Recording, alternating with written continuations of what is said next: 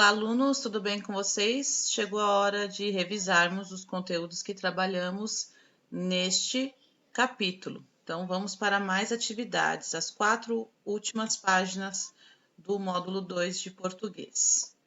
Então, olha só. Na atividade 1, vocês vão ler a seguir um trecho de um poema de cordel. Com o lombo todo ardendo, daquele grande aperreio, o zebu saiu correndo, fungando e berrando feio. E as formiguinha inocente mostraram para toda a gente esta lição de morar contra a falta de respeito. Cada um tem seu direito, até nas leis naturais. As formigas a defender sua casa o formigueiro, botando o boi para correr da sombra do juazeiro. Mostrando nessa lição quanto pode a união. Neste meu poema novo, o boi zebu quer dizer que é os mandão do poder, e estas formigas é o povo. Olha só, a linguagem, né? Até eu travei aqui na leitura, né? Porque a gente tem bastante questão aqui dentro do cordel da oralidade, né? Da forma como essas pessoas falam, né? Então, não está dentro da norma gramatical, da norma padrão. Letra A. O poema de cordel, cujo trecho você acabou de ler, apresenta animais como personagens e traz uma moral. Nesse sentido, a qual gênero textual esse poema se assemelha? Tá? Então, olha só. Qual gênero textual este poema está se assemelhando por trazer uma moral no final dessa história? B. Os personagens desse poema, as formigas e o boi zebu, representam quais pessoas da sociedade? Explique sua resposta. Olha só, se você prestou atenção na leitura do texto, se não, leia de novo, que vocês vão entender que ele está usando de forma figurada aqui esses animais que representam seres da sociedade, da nossa sociedade. Então, quem seria o boi zebu e quem seriam as formigas? Letra C. Que versos do poema podem ser considerados a moral da história? Letra D. Explique o que você compreendeu dessa moral. Letra E. Por que a lição de moral é precedida dos 2 pontos? Prestem atenção nestes detalhes, ok? Bom, então, vamos para a atividade 2. Releia os versos a seguir. O boi zebu quer dizer que é os mandão do poder. Como é classificada a oração subordinada substantiva no trecho? Então, olha só. Localizem a oração subordinada substantiva e classifique-a. 3. Leia o trecho do texto da 4ª capa do Dicionário de Palavras e Expressões Estrangeiras de Luiz Augusto Fischer. Sushi, indoor, insight, jet lag, lan house, merchan, mea culpa, ombudsman. Desculpa aí, Sabrina.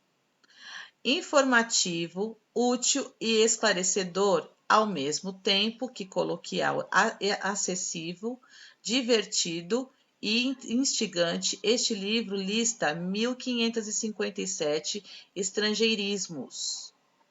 1500, tá? Então, não é 1500. 1557 estrangeirismos que entraram ou estão entrando na nossa língua portuguesa. Uns já totalmente incorporados ao português e dicionarizados, mas merecedores de atenção devido à sua influência e história. Outros relativas novidades linguísticas com poucos anos de uso entre nós brasileiros. A cada verbete, Luiz Augusto Fischer amigavelmente informa o leitor sobre as possíveis traduções do termo em português, comenta sobre as variações, formais e os significados, ao longo do tempo e em diferentes lugares do mundo. Compartilha algumas curiosidades e, quando necessário, explica a pronúncia dos vocabulários. Além de expressões provenientes do latim, francês, inglês, espanhol, alemão e italiano, são elencadas também outras das mais distantes, japonês, sânscrito, russo e chinês, por exemplo. Bom, letra A. De acordo com esse trecho, quais são as qualidades desse dicionário? Letra B. Quais estrangeirismos são citados nesse texto? Letra C, olha só, caderninho aqui, então vai fazer uma pesquisa. Junte-se a 2 colegas e pesquisem as seguintes informações: qual é o significado dos estrangeirismos citados no texto e o idioma a que pertencem. Então, olha só, vocês vão fazer individualmente, tá? Vão pesquisar, né, o significado desses estrangeirismos que foram citados no texto e colocar que idioma pertence e qual é o significado delas. Bom, vamos então para as páginas seguintes, que são as 2 últimas páginas. 4. Leia as frases a seguir e assinale a única em que não há ambiguidade. Ele viajou com a irmã de Júlio, que comprou uma casa na praia. Quero almoçar no restaurante de Júlia, que é árabe. José foi estudar com a irmã de Ciro, a qual vai lhe ensinar geografia. Então, ambiguidade, para quem não se lembra, é quando uma frase, né, expressa 2 sentidos. Você não fica claro alguma coisa aí. Então, vou citar o exemplo da primeira frase. Ele viajou com a irmã de Júlio, que comprou uma casa na praia. Quem comprou a casa na praia? A irmã ou o Júlio? A irmã de Júlio ou o Júlio que comprou a casa na praia? Então, percebam aí que nessa construção há uma ambiguidade. A gente não consegue identificar quem foi que comprou a casa, tá? Você pode ter entendido que foi o Júlio, eu posso ter entendido que foi a irmã do Júlio, e assim não está claro. Então, apenas uma dessas 3 frases, né? Agora vocês sabem que é uma das 2 que não tem ambiguidade, que está claro a quem está se referindo aí no texto. 5. Reescreva as frases ambíguas do exercício anterior, eliminando a ambiguidade. Então, olha só, eu posso pegar lá como exemplo de novo a primeira frase. Ele viajou com a irmã de Júlio, que comprou uma casa na praia. E vou reescrever essa frase. Então, ele viajou com a irmã de Júlio, o qual comprou uma casa na praia. Eu sabendo que é o qual, é gênero masculino, o, né? Então, eu estou me referindo ao Júlio. Ou posso dizer que foi a irmã. Ele viajou com a irmã de Júlio, a qual comprou uma casa na praia. Dessa maneira, eu elimino a ambiguidade. Ok? Então, vai ter que fazer na outra que tem essa ambiguidade também. 6. Observe as capas de livros a seguir. Letra A. O livro dos livros perdidos e o livro Um Lugar Chamado Aqui. Observem bem a capa e vamos responder as questões. Letra A. Os títulos dos livros são formados por orações subordinadas adjetivas reduzidas. Em qual forma nominal estão os verbos dessas orações? Bom, para isso, para vocês conseguirem responder essa questão, eu vou incluir no final do vídeo, então deixa essa questão para fazerem depois, se vocês ficarem com dúvidas, uma explicação só sobre orações subordinadas reduzidas. Vamos lá, agora vamos falar então de orações subordinadas reduzidas. O que seria isso? Tá? Então, vamos ver aqui, as orações subordinadas podem ser classificadas como reduzidas. Então, vamos ler esta imagem. Olha só, na primeira nós temos a seguinte oração. É mais fácil cortar o desperdício de papel. Pense 2 vezes antes de imprimir. só depende de você. Então, se a gente analisar aqui, ó, as duas primeiras árvores aqui, nós vamos encontrar verbos no infinitivo, cortar e imprimir. Então, é mais fácil seria uma oração e cortar o desperdício de papel, a segunda oração. Pense duas vezes seria a primeira oração e antes de imprimir, a segunda oração. Porém, contudo e entretanto, elas não são iniciadas nem por conjunções e nem por pronome relativo, certo? E os verbos cortar e imprimir estão na sua forma nominal, né? No caso, o infinitivo. E neste caso, são chamados de orações reduzidas de infinitivo. Vamos ver aqui, então. Oração subordinada reduzida é aquela que apresenta o verbo em uma das formas nominais, infinitivo, gerúndio ou particípio, não sendo introduzida por conjunção nem pronome relativo. A oração reduzida ela pode ser, então, subordinada reduzida de infinitivo, subordinada reduzida de gerúndio e subordinada reduzida de particípio. Fique de olho. A oração que não é reduzida, ela denomina-se desenvolvida, que é o caso do que a gente vem analisando desde os primórdios aí.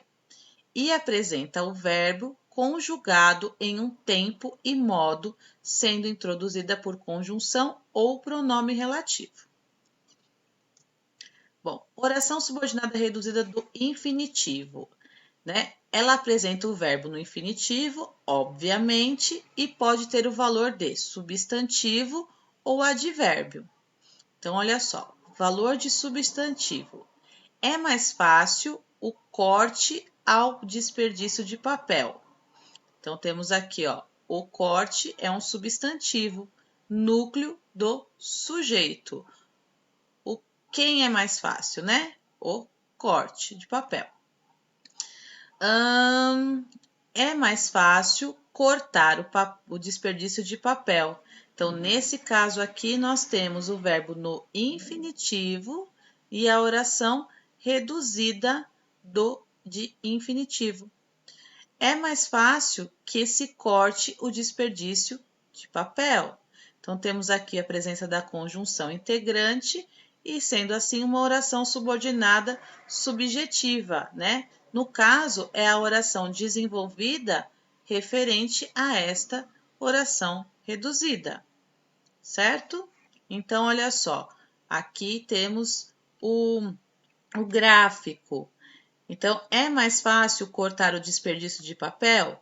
Oração subordinada reduzida do infinitivo, substantiva objetiva, tá? E aqui, o corte ao desperdício de papel corresponde, então, a um período simples, né? E aqui que se corte o desperdício de papel, a oração subordinada substantiva subjetiva. Tudo bem? Bom, vamos seguir para com valor de advérbio. Pense duas vezes antes da impressão. Então, olha só, antes da impressão é uma locução adverbial, sendo assim um adjunto adverbial de tempo. Pense duas vezes antes de imprimir. Então, tenho aqui o verbo pense, aqui eu também tenho a oração reduzida do infinitivo, verbo no infinitivo, tá vendo? Imprimir. Pense duas vezes antes que, olha só, apareceu o que aqui? A conjunção. E aqui nós temos o verbo, né? Ele está conjugado, você imprima. Então, aqui nós temos uma oração subordinada adverbial temporal, no caso, desenvolvida. Aqui temos uma reduzida e aqui temos um período simples, ok? Bom, vamos para a oração subordinada reduzida de gerúndio. O do gerúndio, ela pode equivaler a advérbio ou adjetivo. Como foi a prova de recuperação, filho? Foi fácil demais. Ufa, que bom! Se tivesse estudado, eu me daria bem. A oração subordinada, se tivesse estudado, olha só. né? Ela equivale a um adjunto adverbial, com estudo e pode ser transformada em oração reduzida do gerúndio estudando. Vamos ver então aqui como é que funciona isso. Valor de advérbio. Com estudo, eu me daria bem. Então, tem uma locução adverbial, sendo assim um adjunto adverbial. Estudando, eu me daria bem.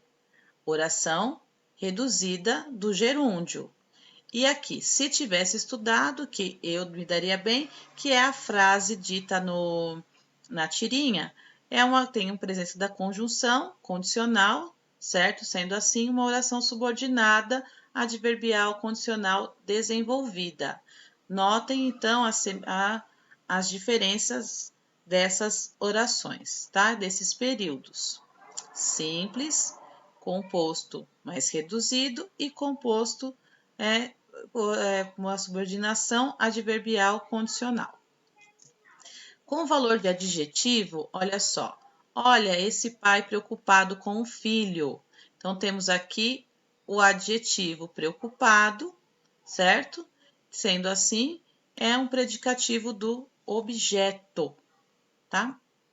Olha, pai, olha esse pai preocupando-se com o filho. Olha o verbo, então, aqui no gerúndio, sendo assim uma oração reduzida de gerúndio. Olha esse pai que se preocupa com o filho.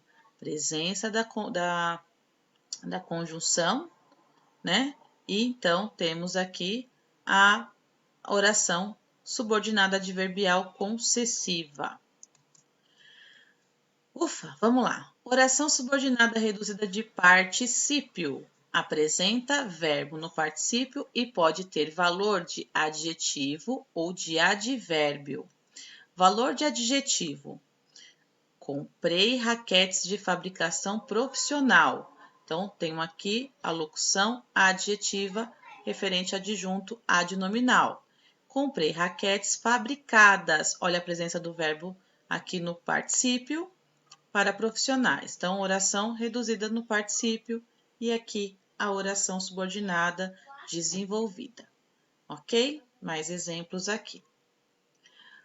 E no caso do advérbio, a mesma coisa, gente. Tá ficando muito repetitivo e cansativo. Então, olha só: locução adverbial, adjunto adverbial, verbo no particípio e oração subordinada adverbial causal. Ok? Como analisar um período com oração reduzida? Olha só, para analisar um período com oração reduzida, é necessário então desenvolvê-la, verificando qual a função que ela exerce em relação à principal. Assim, o planeta Marte fotografado pelos astronautas parece lindo. Então, eu sei aqui ó, que eu tenho um verbo que está na sua forma nominal. Então, passo para a oração desenvolvida, que os astronautas fotografaram. Então, que igual o qual aqui. Então, eu sei que ela é uma oração subordinada adjetiva explicativa. Tenho, então, um período composto por subordinação. Primeira oração, o planeta Marte parece lindo, oração principal. E a segunda oração, fotografado pelos astronautas, oração subordinada, reduzida de particípio adjetiva explicativa. Por que explicativa? Porque vem separada por vírgulas. Tá certo? Tá? Porque eu não me lembro da gente ter comentado mais sobre elas durante as nossas aulas. Então, vou reforçar com uma explicação aqui, tá? Bom, letra B, reescreva os títulos desenvolvendo as orações subordinadas adjetivas. E letra C, relacione as orações subordinadas adjetivas aos contextos em que foram empregadas, capas e títulos de livros. Em sua opinião, por que os escritores optaram por apresentá-las na forma reduzida? Então, vamos falar um pouquinho mais de orações subordinadas reduzidas, tá? 7. Leia o poema a seguir e responda as questões. Todas as cartas de amor são ridículas. Não seriam cartas de amor se não fossem ridículas. Também escrevi em meu tempo cartas de amor, como as outras, ridículas. As cartas de amor, se há amor, têm de ser ridículas. Mas, afinal, só as criaturas que nunca escreveram cartas de amor é que são ridículas. Quem me dera no tempo em que escrevia, sem dar por isso cartas de amor ridículas. A verdade é que hoje as minhas memórias dessas cartas de amor é que são ridículas. Todas as palavras esdrúxulas, como os sentimentos esdrúxulos, são naturalmente ridículos. Olha só, concordam?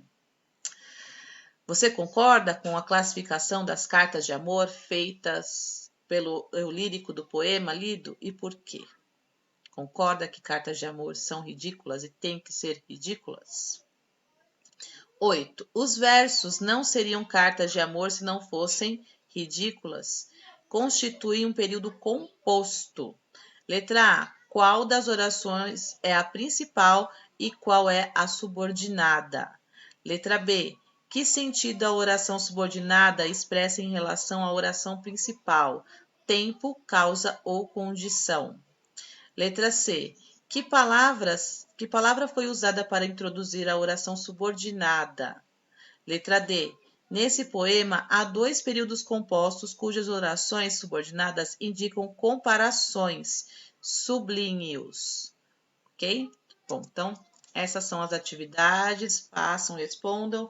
Eu vou incluir, então, não sei em que momento aí do vídeo vai estar encaixado uma explicação minha sobre as orações subordinadas adjetivas reduzidas, tá? Um beijo. Tchau, tchau.